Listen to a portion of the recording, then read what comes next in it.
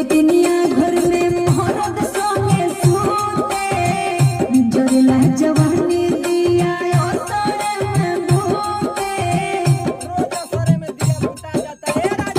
रोजे गोतिनिया घर में मोहरत सोने सूते जोरेला जवानी दिया असरे में भूते मीठी मीठी रोइले सजोरिया रात के बुझत नहीं को हमरा बात के खाए आई नहीं की तहरा रोटी भात के बुझत नहीं को हमरा बात के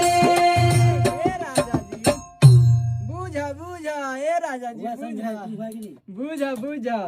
हेलो नमस्ते प्रणाम आप सबके, और हम बानी दीपक दिलकश मंत्रा स्टूडियो पटना से, और हमारे साथ बहुत ही प्यारी सिंगर बिंदुश्री जी और एगो भाई आई बड़े। आज हम यहाँ गाना गावे, इनका नाम नरेश यादव है, और कहनिए कि तुम आज वीडियो में तनी तार चेहरा हाईलाइट कर दिया। Thank you sir, thank you.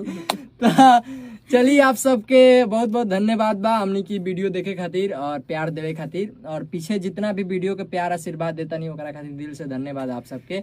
और आप सबसे निवेदन बा कि आप सब हमनी के पेज के फॉलो करी और शेयर करी, बहुत जरूरी बा। और प्रोग्राम खातिर रउआ सब हमनी से संपर्क करी, अभी सब जगह पे प्रोग्राम हमनी के अवेलेबल हुई अब, और हमनी के प्रोग्राम को बहुत बढ़िया तैयारी होता है एकदम।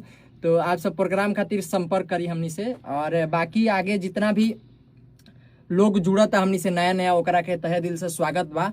जितना भी लोग हमनी के फ्लोर्स में जुड़ा था वो परिवार के हमनी के तरफ से दिल से धन्यवाद बा। और आगे भी शेयर करी कि और लोग जुड़े, हर एक घर में जाई जा हमनी के, और अपन प्यार आशीर्वाद दी जा आप सब।